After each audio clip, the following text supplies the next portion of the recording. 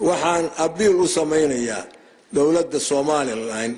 inay arinta ku celiso meeshii awal ay joogtay si wada hadalka loo furo oo ay isaga tagto tukaraq oo gaaleed ku noqoto ciidamada ka saarto baan mar kale abiil ku celinayaa 10kii bishii January baan taas sameeyay markaasna dawladda dhexe madaxweynuhu aawa markuu hadalkiisa qaaday waa inuu ballan qaadaa meesha waa lagu dhan yahay madaxweynayaal hore iyo madaxweynayaal soo socda iyo kuwa hadda ah iyo kulli waa lagu dhan yahay iyo beesha ajnabi halkaasna qolooyin hadda danaynaya waa jiraan oo waxa lagu yiri dawladda Turkiga ayaa waxay u xil saartay safiirka Bakar la oran jiray inuu dhexdhexaadiyo hal la ajiib idinka qolaasna ay rajo dhigin waxun baa lagu heshiin doonaa wixii dan laga noqoto baa lagu heshiin doonaa waana laga wada qayb gali doonaa dadku waa isku darsamayba hadda dawladaha baa kala xiran mooyee dadku hadda waa isku darsamay magaalada Garowe iyo Hargeysa waa isu furan tahay daan inta inii sheego ganacsiga iyo dadka iyo kulli way isu furan yihiin odayba waagi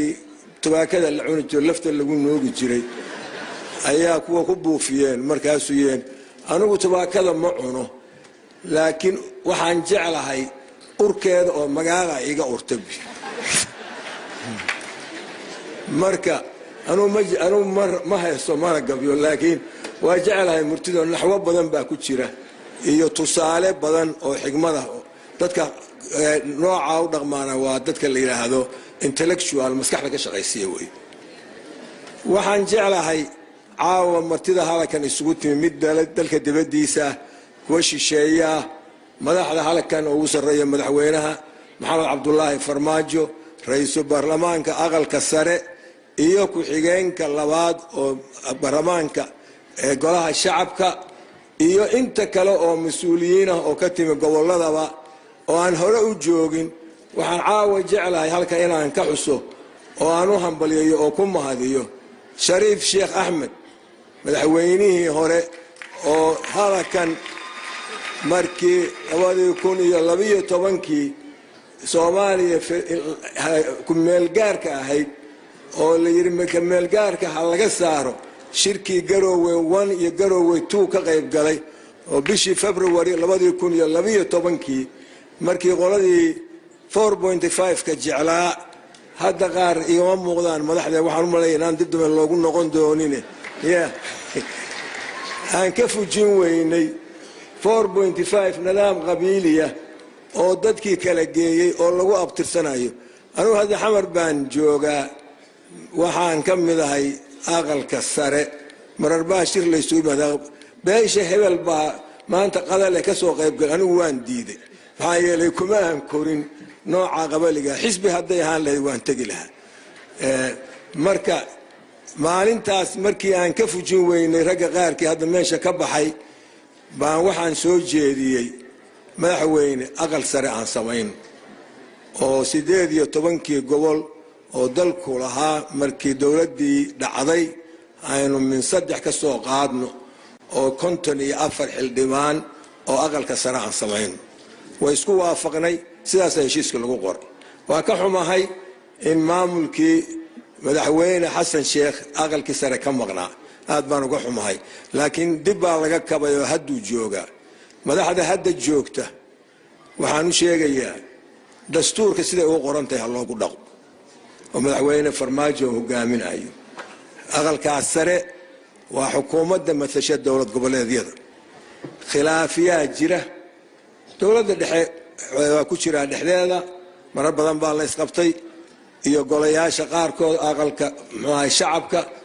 laakiin ma rajaynayno insha Allah ta'ala inuu khilaaf soo dhex galo aqalka sare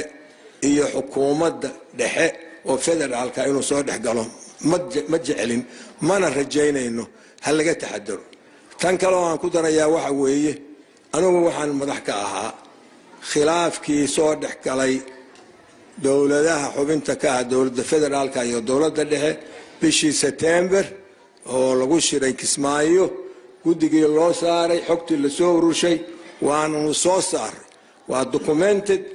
dawladda dhexena waa haysataa dawladaha xubinta ka ahna waa haystaan laakiin weli fulinteedii looma dhaqaaqin inkastoo ay diyaar tahay weli hadda waxaana markaas socday doorashooyinba waxay ka socdeen koonfur galbeed puntlandna waa ku soo dhoweyd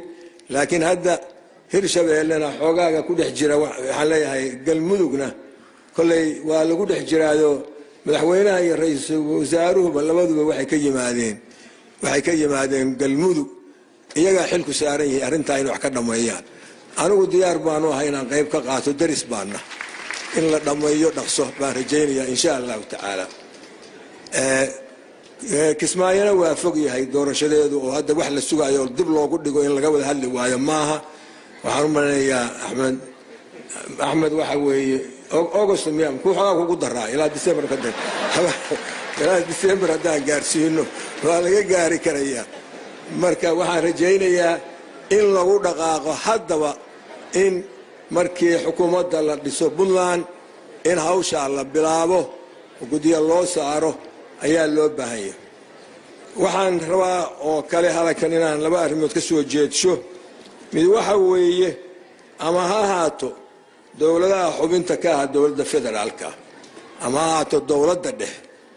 mar dastuurka ha lagu dhaqmo qabyo weeye waa run waxbaa ka dhindhiman oo labada xukun oo xukunka dowladda dhexe iyo xukunka dowladaha xubinta ka ah waxbaa isaga dhex jira waa wax saalan oo la saari karo muddadiisa hadday qaadato laakiin waxa ku qoran baaba cid ka badanba haddii lagu dhaqmaayo khilaafna ma keenayo waxaan rajaynayaa in dastuurka lagu dhaqmo oo siduu yahay loogu dhaqmo oo guddiyadii dastuurka ka shaqaynaya weliba khusuusan guddiga farsamada oo ay ka maqan yihiin xubnihii dowladaha xubinta ka ah dowladda oo farsamada ah inay tagaan oo maamuladuna soo diraan xukuumadduna ay dhexena ay ka howlgasho gacansiinteeda kharashkooda dejintooda si dowladnimadu u dhisanto haddii kale waa la ceeboobayaayo dowladda dhexena waqti wuxuu ka dhammaanaya isagoo waddanku dastuurkii uusan u dhammaystirnayn dowladihii xubnanta ka ahaana iyaguna iyagoo aan xubnihiiba dirinba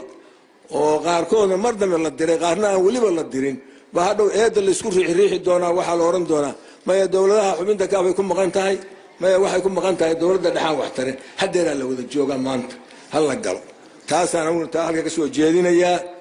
waxaa kaloo soo rabaa inaan soo qaado khilaafyada qolooyinka kale oo hadda mucaaradka golaha shacabka ku jira oo qaarkood haddeer halkan joogaan qaarna ayan ku jirin maanta waxaa meesha loo yimi waxaan anigu isleeyahay niyasami baa jirtee war ha laga faa'iidaysto ha laysu soo noqdo hadda masaabax baan maqlaayay masaabaxu niyada ha loo daadejiyo oo ha laysmasaabaxo oo arrinta ha la galo oo aan ka odayayno annagu diyaar baanba unahay inaan ka odayayno oo gogasha halkaanba dhigaynaaba laftigeedaba halkan waxaan u maleeyaa xoogaa waa lagu nafisi karaayo sida xamar uma dhaxanya badna dhaxanyadu waa ku yaryaryihin meelaha aan ku arkaa yuenka waxbaa dhaxanya yaaliya laakiin inta kale dhaxanyo badmi ma yaali marka taasna waxaan rajaynayaa in loo howlgalo fara isku taagtaag wax ma taro khilaaf adduunkana waa jiraa khilaaf siyaasiya laakiin dariiq loo maruu leeyahay waa axsaab baa isqabata waa laysu amar ku taagleeyaa dowladda hadda awooda badneed dowladaha adduunka khilaaf siyaasiya wuxuu kala dhex galay